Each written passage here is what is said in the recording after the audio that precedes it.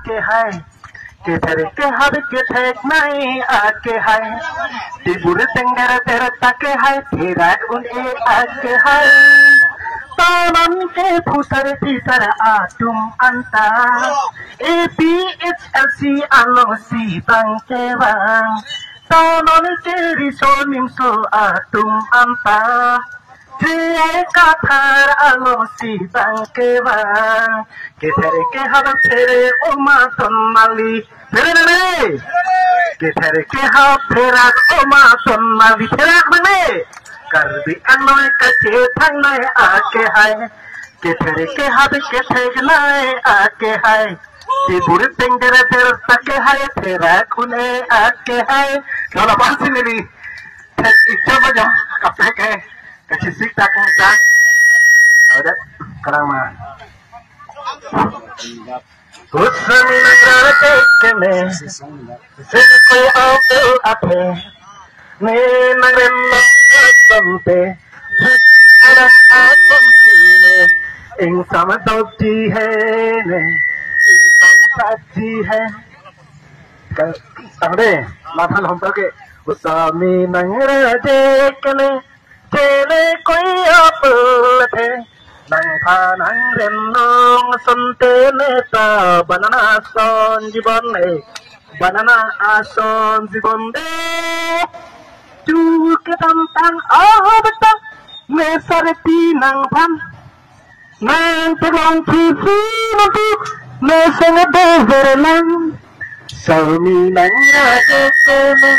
ke ne ko pel the nang pha nang rem nong sun te neta banana ason jibon hai banana ason jibon de lepas si dum baju tek jam lo terus ha आके है किधर के हर किधर नहीं आके है तिबुर तेंगर तेरे तके है तेरा उन्हें आके है तानन के फुसर तीसर आटुम अंता APHLC alosi bangke bang तानन के रिसोल मिमसो आटुम अंता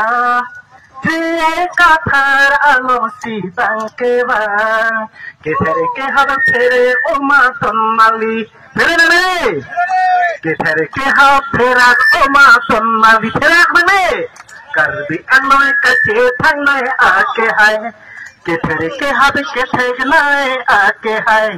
तिबुर तेंगर तेरे तके है तेरा खुने आके है kalau pasti nih coba aja kafe ke kasih sikta kan ada sekarang mah Kusami nangrate kene sen koy apel ape ne nangrem sampe alam atom sine ing samadoti hai ne ing sampati hai samde mathan hum ke Kusami nangrate kene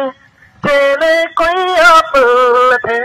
nang pha nang rem nong sun te neta banana son jibon ne banana ason jibon de chu ke tam tang bata me sarti nang phan nang te long chi fi no tu me seng de ver nang sami nang ra ke ne ko pel the nang pha nang rem nong sun te neta banana ason jibon hai banana ason jibon de lepas si dum baju tek jam lo terus ha